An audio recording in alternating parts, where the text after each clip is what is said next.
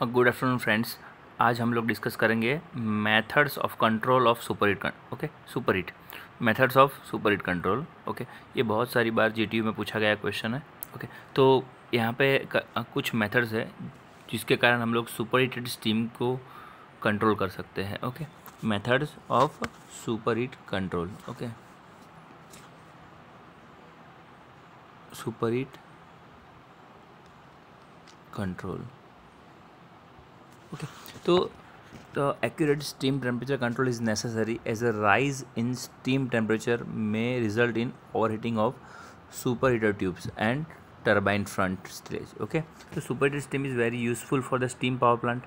Okay, steam power plant के लिए superheated steam बहुत ही useful है. It is very essential to control the temperature of steam according to the load on the power plant. Okay, क्योंकि समझो कि हमारी जो लोड है पावर प्लांट में उस हिसाब से पावर प्लांट के लोड के हिसाब से जो समझो हमारी जो सुपर हीटर स्टीम है उसको कंट्रोल करना बहुत ही नेसेसरी है। ठीक है, अगर समझो कि लोड कम है, ठीक है, और ज़्यादा सुपर हीटर स्टीम जा रही है, ठीक है, वो भी गलत है। और अगर लोड समझो लोड यहाँ पे ज़्यादा है, ठीक है, और कम रेट की समझो कम टेम्परेचर वाली सुपर स्टीम जा रही है, तो समझो इसको कंट्रोल करना बहुत ही ज़रूरी है। ठीक है, if the temperature of the steam increase over the desired value, it may leads to overheating of the superheaters. Okay, reheaters and temperature blade, it may leads to failure of system. Okay, समझो कि यहाँ पे समझो overheating अगर हो रहा है कुछ भी समझो बराबर, तो वो समझो बहुत सारी जो बॉयलर ट्यूब्स और सब कुछ समझो कि इकोनॉमाइजर ट्यूब है, सब ट्यूब्स को समझो जो चैनल ट्यूब्स है वो सब ट्यूब को वो मे भी डैमेज कर सकती है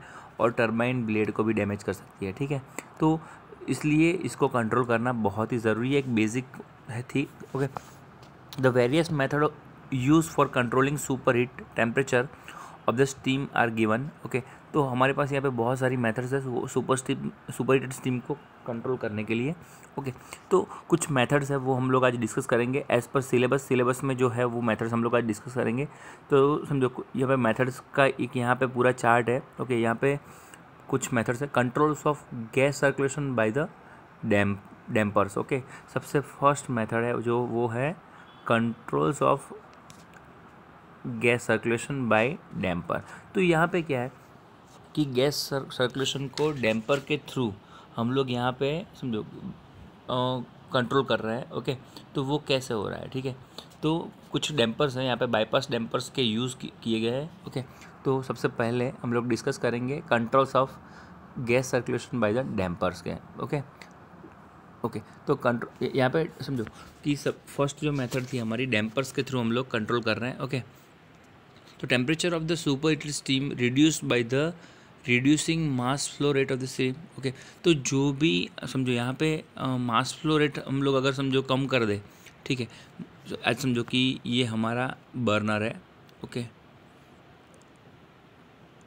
ये हमारा बॉयलर एरिया है पूरा का पूरा। ओके, यहाँ से गैस फ्लो हो रही है, तो यहाँ पे कुछ डैम्पर्स हम लोग लगा दे तो वो क्या होता है, बाईपास हो जाती है। समझो कुछ स्टीम यहाँ से निकल जाएगी और कुछ जो ज़रूरत है वो स्टीम यहाँ पे निकल जाएगी। ठीक है, तो समझो कि बाईपास डैम्पर्स का यूज़ किया जाता है, जो उसके एरिया में अगर समझो कुछ बाईपास ऐसा लगा दिया बराबर, तो वो स्टीम निकल जाएगी। ठीक है, तो the mass flow rate of the flue gas is passing over the convecting superheater is reduce keeping the mass flow rate of the steam constant. Okay, कि यहाँ पे क्या है कि मास फ्लो रेट अगर हम लोग कम कर दे, ठीक है, मास फ्लो ऑफ स्टीम का हम लोग कम कर दे, ठीक है, तो क्या हो रहा है कि उसके कारण समझो कि जो स्टीम जो हीट ज़्यादा हो रही है समझो वो कम हो जाएगी ऑटोमेटिकली।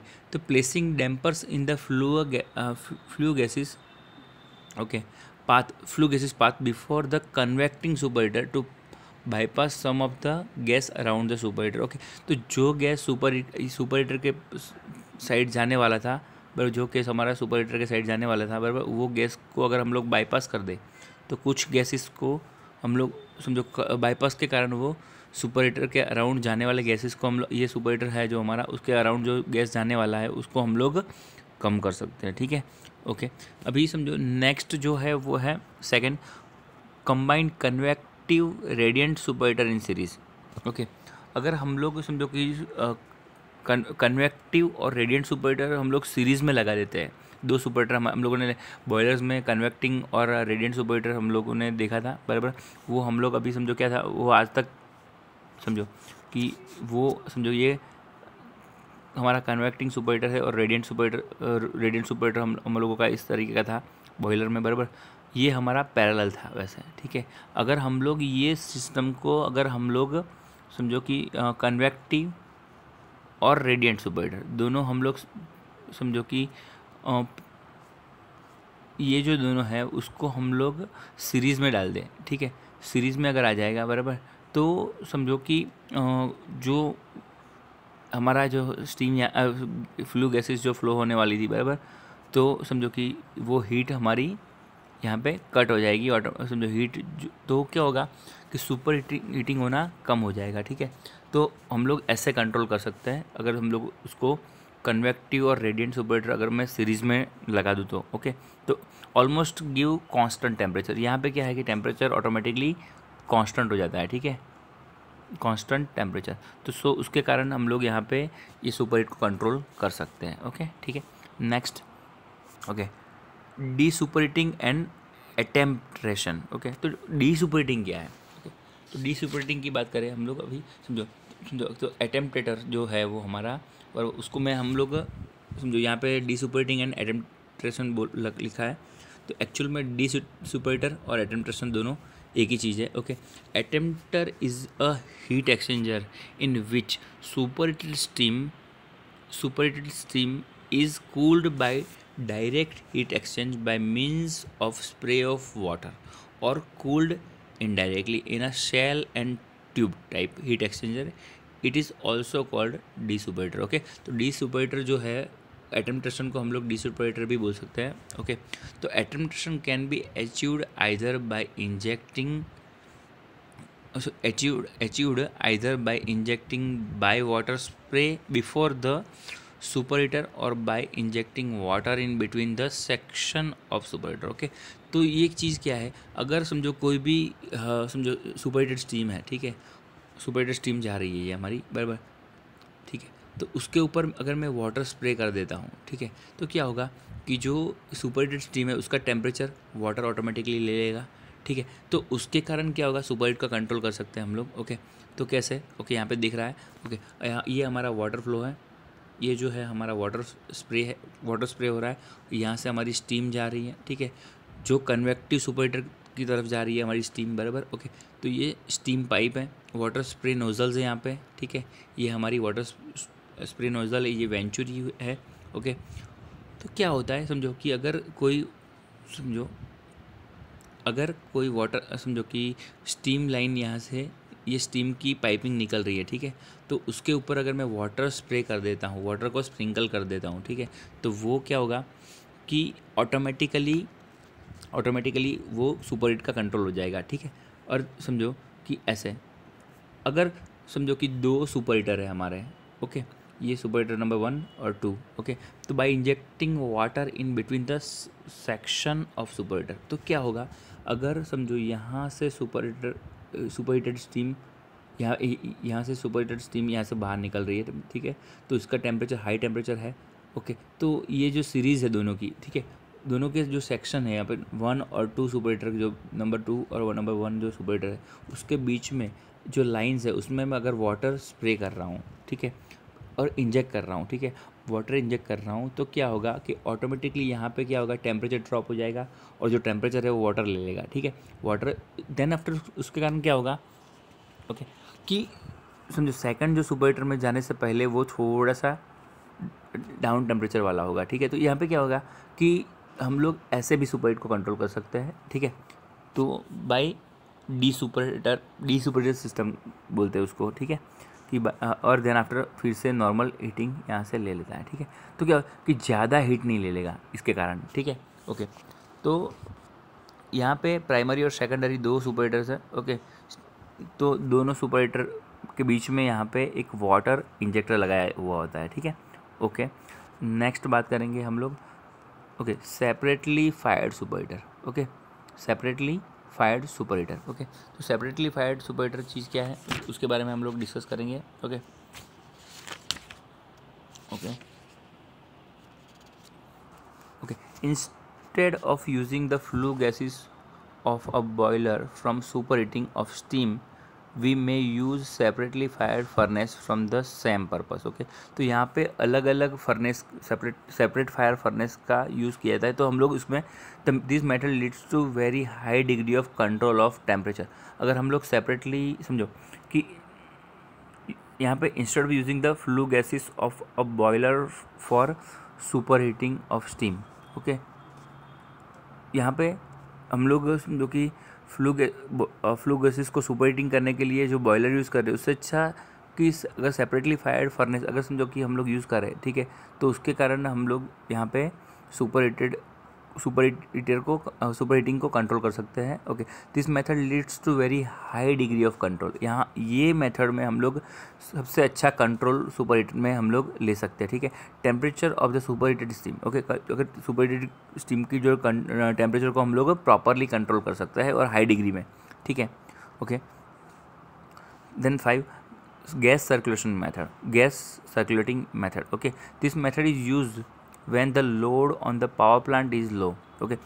गैस सर्कुलेशन मेथड क्या है, जब पावर प्लांट में लोड कम हो तब हम लोग ये मेथड का यूज़ कर सकते हैं. Okay. when the load of power plant is low, in the method the part of gas leaving the economizer are recirculated back into the furnace. तो ये मेथड में कैसे हो रहा है बराबर समझो कि यहाँ पे समझो कि जो गैस अगर समझो कि इकोनोमाइज़र में से गैस अगर समझो निकल रहा है, ठीक है, इकोनोमाइज़र में से. ओके. और वो एयर प्री हीटर की तरफ जा रहा है. ठीक है. तो समझो कि यहाँ से कुछ समझो जो लो टेम्परेचर वाले जो फ्लू गैसेस है उसको हम लोग फिर से डैम्पर्स के थ्रू, डैम्पर का काम क्या है, डाइवर्ट करना. डैम्पर का काम क्या है, जो वे है ये वे को ये डाइवर्ट करता है. ठीक है. यहाँ से कट करके उसको फिर से फर्नेस में ले जाया जाता है. तो क्या होता है यहाँ पे अगर समझो कि जो proper amount of flue gases है वो कम पहुँचता है समझो, तो उसके कारण यहाँ पे जो है वो हीट कंट्रोल हो जाती है ऑटोमेटिकली. ठीक है. तो समझो इन शॉर्ट ऐसा होता है कि इकोनोमाइजर में से जो गैस निकल रहा है उसकी कुछ अमाउंट हम लोग फिर से फर्नेस में रिसर्कुलेट करते हैं. जो लो टेम्परेचर वाले गैसेस है उसको हम लोग फिर से फर्नेस की तरफ उसको डाइवर्ट करते हैं थ्रू द डैम्पर का यूज़ करके हम लोग उसको फर्नेस में डाइवर्ट करते हैं. ओके. तो ये है जो the mixing of the lower temperature gases from the economiser. Okay. तो यहाँ पे जो लोअर टेम्परेचर वाले जो गैसेस है बराबर उसको economiser with the furnace gases cause the reduction of flame temperature in the furnace with the increase mass gases. तो इसमें क्या होता है, इसके कारण ये होगा समझो कि अगर हम लोग फिर से फर्नेस में उसको डाल रहे हैं तो इसका बेनिफिट ये होगा कि फर्नेस में बहुत सारा गैसेस समझो फर्नेस में ऑलरेडी गैसेस बन रहे हैं और ऊपर से ये फिर से समझो कि इकोनोमाइजर में से बाईपास होके गैस कुछ आ रहा है. ठीक है. तो उसके कारण समझो कि reduction of the flame temperature in the furnace with the increase mass of gases. अगर समझो कि गैस का मास भी बढ़ जाए समझो तो फर्नेस में से ऑटोमेटिकली टेम्परेचर कंट्रोल हो जाता है. ठीक है. गैस के मास बढ़ जाने के कारण. ठीक है. ओके. तो देन इसके कारण हम लोग टेम्परेचर जो कि कंट्रोल कर सकते हैं और सुपर हीटिंग कंट्रोल कर सकते हैं. ठीक है. फिर नेक्स्ट बात करें गैस सर्कुलेटिंग मेथड की बात हो गई है भाई. Excess air. अगर समझो कि ये हमारा बर्नर है. ओके. फिर से ये बॉयलर है. ओके. ये बर्नर है और यहाँ से ओके. तो अगर समझो कि बर्न होने के लिए क्या चाहिए, एयर प्लस फ्यूल. ठीक है. अगर हम लोग एक्सेस एयर अगर बर्नर को दे दें, ठीक है, फ्यूल के साथ में एक्सेस एयर अगर दे दे बराबर, तो क्या होता है ऑटोमेटिकली ज़्यादा हवा के कारण, ज़्यादा एयर के कारण the admission of excess air into the combustion chamber will have the effect of lowering the furnace temperature. उसके कारण जो टेम्परेचर है जो फर्नेस का, यहाँ पे जो फर्नेस है हमारी, उसका टेम्परेचर ऑटोमेटिकली कम हो जाता है. ठीक है. तो एक्सेस एयर के कारण भी समझो कि हम लोग सुपर हीट को कंट्रोल कर सकते हैं. देन ये most tilting the burners. Okay. तो टिल्टिंग बर्नर्स जो मेथड है उसके बारे में बात करेंगे। By tilting burners downwards in the furnace much of the heat will absorb by the water walls. Okay, तो क्या होता है समझो कि अगर हम लोग बर्नर को टिल्ट कर दें, जनरली समझो ये हमारा बर्नर है, सुपर हीटर की तरफ है हमारा, बराबर, बर्नर हमारा जो बर्नर का एरिया है वो सुपर हीटर की तरफ है। ओके, ये हमारा, ये तरफ हमारा बर्नर है।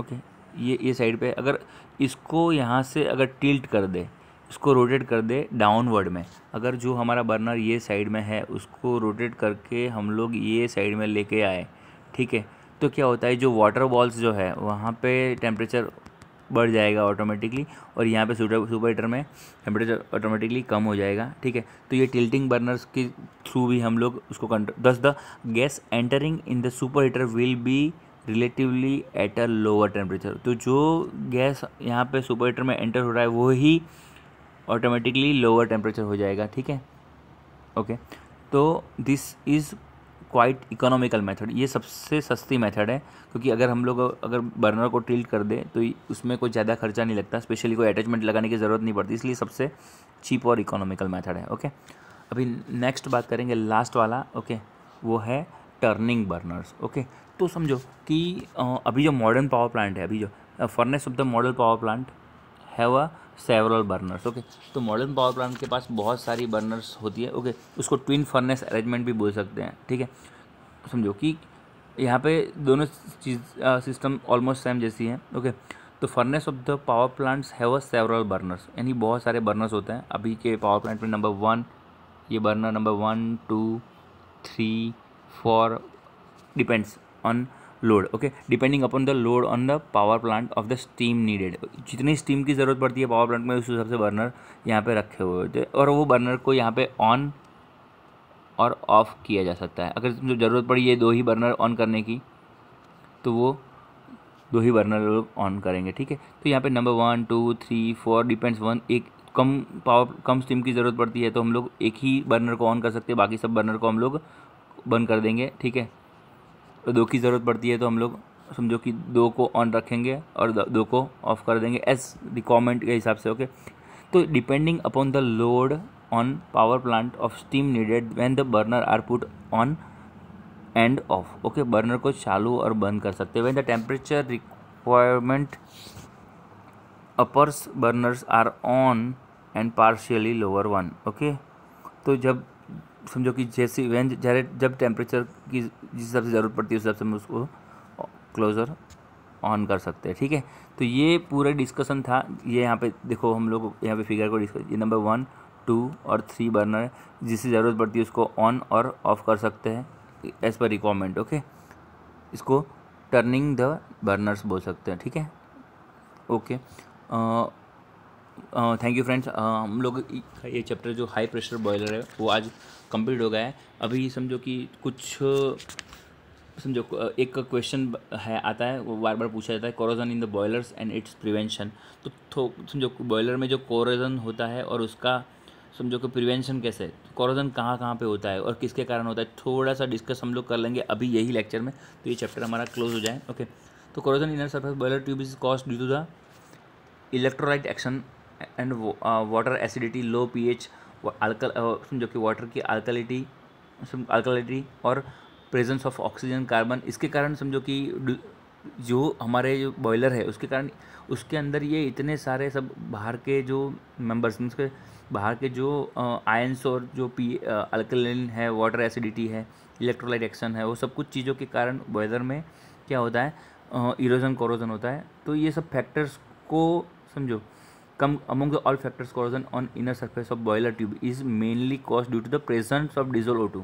Okay, in boiler feed water oxygen usually enter the close system through the makeup, consider leakage and consider pump packing. Okay, ये सब कुछ चीज़ों के कारण ये इसके अंदर समझो कोरोजन इनर सरफेस के अंदर होता है। ठीक है, ओके, तो उसको प्रिवेंट करने के लिए क्या क्या करना पड़ता है, तो हम जो ये सब चीज़ें हैं वो थियरिकल है, मेथड्स ऑफ प्रिवेंट ये बुक में दिया हुआ है। ठीक है, और बहुत ही इजी है, अगर समझ में ना आए तो मुझे कमेंट में कर देना, मैं आपको फिर से एक बार समझा दूंगा। पर ये चैप्टर यहाँ पे हम लोग हाई प्रेशर बॉयलर जो है वो हम लोग आज कंप्लीट करते हैं, और नेक्स्ट लेक्चर में हम लोग डिस्कस करेंगे chapter number 3 call and S handling system. Okay, उसके बारे में हम लोग डिस्कस करेंगे। ठीक है, ओके, थैंक यू फ्रेंड्स।